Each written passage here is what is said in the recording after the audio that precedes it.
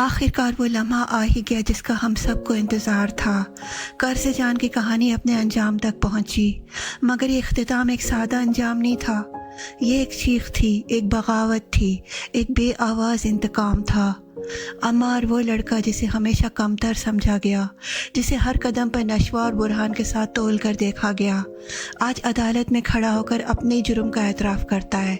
लेकिन ये इकरार सिर्फ कत्ल का नहीं, ये इकरार था एक बाप की नाकामी का, एक घर की तबाही का।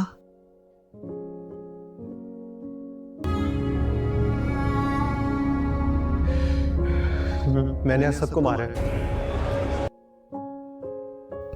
जब एक बच्चा गलती करता है तो उसे सज़ा नहीं, रहनुमाई चाहिए। मगर अम्मार को हर बार पर्दा पोशी मिली, हर बार मुख्तियार ने उसे बचाया और उसी ने उसे बिगाड़ा, खामोश कातिल बनाया।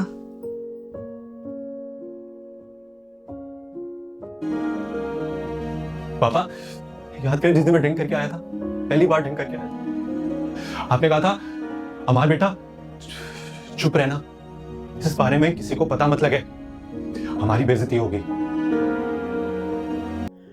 आज अम्मार ने खुद को कानून के हवाले करके सिर्फ अपने जुर्म का बोझ नहीं उठाया, बल्कि अपने बाप पर लगा हुआ मोहब्बत का नकाब भी चाक कर दिया।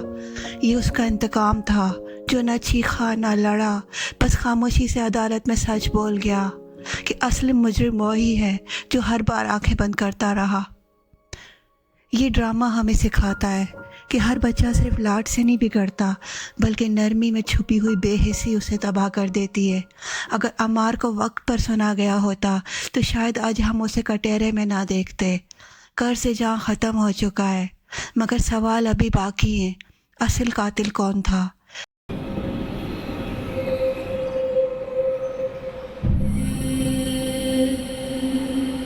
और इंसाफ वाकई मुकम्मल हुआ?